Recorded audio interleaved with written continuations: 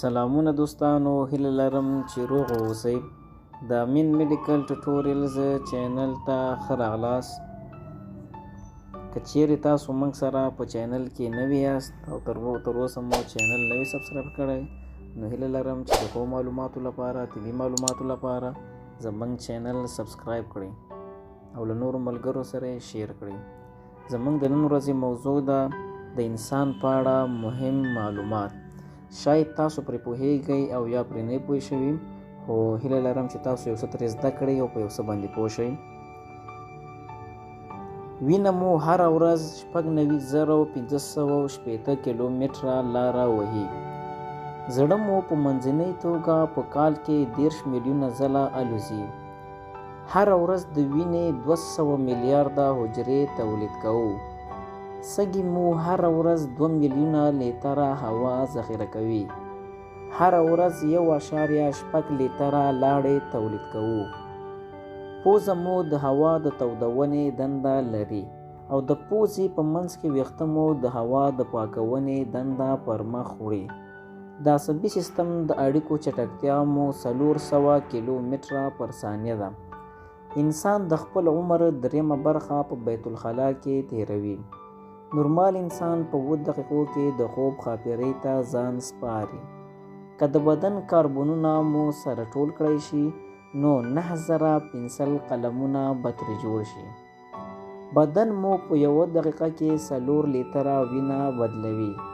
د خاصرې لګن هډوکی مو تر سمټو ډیر کلک دی. د اوښکو د تودوخې درجه مو 40 سانتي ګراده ده.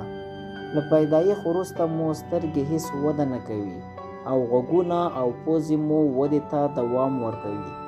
انسان په یو کال کې 10 میلیونه ځله سترګې رپوي. انسان چې څومره زړیږي، د اوښکو تولید یې هم کمیږي. د زړه تولید کوونکي فشار لوړوالی مو 10 متره ده. د انسان سترګې 556 میګا پکسل دی. د انسان وجود په 7 کلونو کې یو ځل ځان نوی کوي. ژبه مو د ګوتې د نښې په څیر یوه ځانګړنه ده. تر ټولو زیات غوړ مو په مغزو کې دي.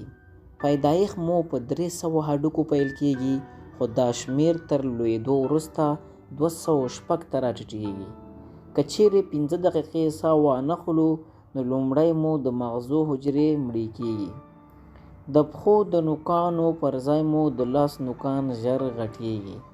د انسان یو ویښته 3 کیلوګرامه وزن پورته کولی شي.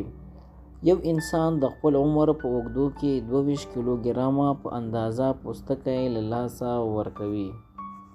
نو دا و دوستانو زموږ د نن ورځې په اړه ویډیو، کوم چې مو ستاسو لپاره ښایسته او ښکلي معلومات چمتو کړي وو. نو هیله لرم چې یو څه مو ترې زده کړي وي او پرې پوه شوي وي.